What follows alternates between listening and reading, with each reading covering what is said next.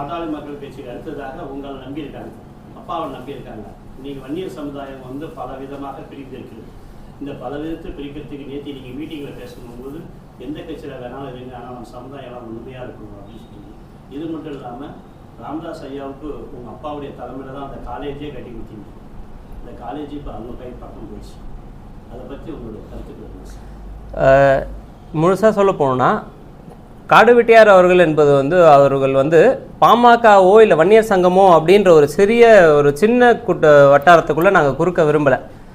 தலைவர் வந்து அனைத்து சமூக பெண்களுக்கும் அனைத்து சமூகத்திற்கும் ஒரு பாதுகாவலராக போராடக்கூடிய ஒரு நபர் தான் காடு வெட்டியார். இது போன்ற அனைத்து சமூகத்திற்கும் அவருடைய அனைத்து சமூக பாதுகாப்புக்காகவும் போராடிய ஒரு தலைவர் மாவீரன் காடு வெட்டியார்.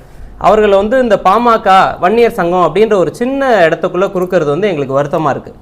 தலைவர் வந்து எல்லாராலையும் ஒரு போற்றப்படக்கூடிய, எல்லாரும் அன்பு வைக்கக்கூடிய ஒரு தலைவர். நீங்கள் சொல்கிற மாதிரி இந்த வன்னியர் கல்வி அறக்கட்டளை அப்படின்ற விஷயம் நான் சொல்லியிருக்கேன், இதுக்கு முன்னாடி சொல்லியிருக்கேன் பல மேடைகளில். காடு வெட்டியிலிருந்து பல 100 இளைஞர்களை கொண்டு பல வாகனங்களை கொண்டு அங்கே பல மாதங்கள் இருந்து அவர்களுடைய உழைப்பை எடுத்து அந்த இடத்தை உருவாக்கி பல வன்னிய சமூக இளைஞர்களிடம் பணம் திரட்டி ஒவ்வொருத்தரும் ஒரு செங்கலாக கொடுத்து கட்டப்பட்ட இந்த காலேஜில் இன்றைக்கி நம்ம சமூக இளைஞர்களுக்கு ஒருத்தருக்கும் 80,000லேருந்து 1,00,000 டொனேஷன், சொந்த சீட்டு. நீங்கள் என்ன கேட்குறாங்க, இன்றைக்கி பாமகவில் இருக்கிற, அதாவது அன்புமணி அவர்களுடைய தலைமையில் இருக்கிற பாமக நிர்வாகிகள் எல்லாரும் கேட்குறது என்னென்னா, இடஒதுக்கீடுக்கு எதிராக இருக்காங்க திமுக, அவர்களை வந்து அழைத்து வந்து நீங்கள் செல்ல திறந்துட்டீங்க, அவர்களை வந்து அழைத்து நீங்கள் மரியாதை செய்ய வச்சுட்டீங்க அப்படின்னு. நான் என்ன கேட்குறேன், பாமக வந்து நீங்கள் வச்சிருக்கிற ஒரு காலேஜ், உங்களுடைய சொந்த கல்வி அறக்கட்டளையில் எத்தனை பேருக்கு வன்னியர்களுக்கு சீட்டு கொடுத்துருக்கீங்க? ஒன்று. இன்னொன்று, யாருக்கு இலவச சீட்டு கொடுத்துருக்கீங்க? டொனேஷன் இல்லாமல் எங்களுடைய சமுதாய இளைஞர்கள் எத்தனை பேர் உங்கள் காலேஜில் படிக்கிறாங்க? இதை சொல்லிவிட்டு நீங்கள் வந்து கேட்குற கேள்விகளுக்கு நாங்கள் வந்து உங்களுக்கு நேரடியாக ஒரு மேடையில் நாங்களே பதில் சொல்கிறோம்.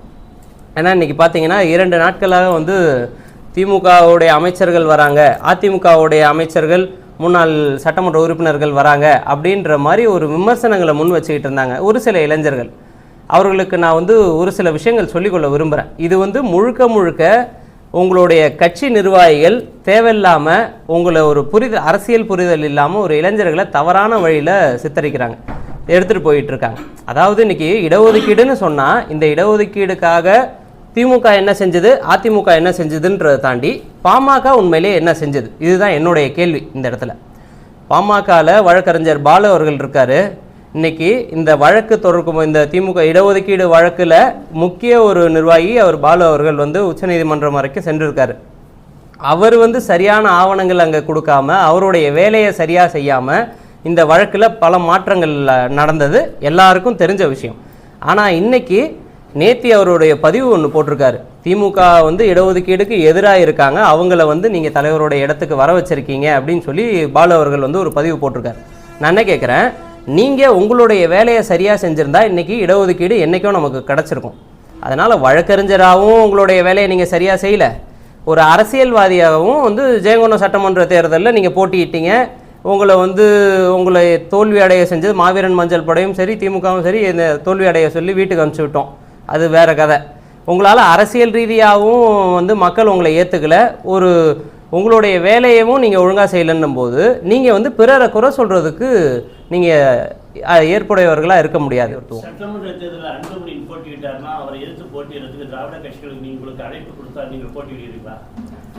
எங்களுக்கு இவர்களை எதிர்க்க வேண்டும் என்ற அவசியம் இல்லை. முதல்ல சொல்ல போனால் எங்களுக்கு இவர்களை எதிர்ப்பு அரசியல் நாங்கள் பண்ணலை, எங்கள் சமூகத்தை பாதுகாக்கணும்னு நாங்கள் போகிறோம். இதற்கு இவர்களே தான், இப்போ நீங்கள் சொன்னீங்க பார்த்தீங்களா, நேற்று ஒரு சில கோஷங்களை எழுப்பி ஒரு சலசலப்பை உண்டாக்குறாங்கன்னு.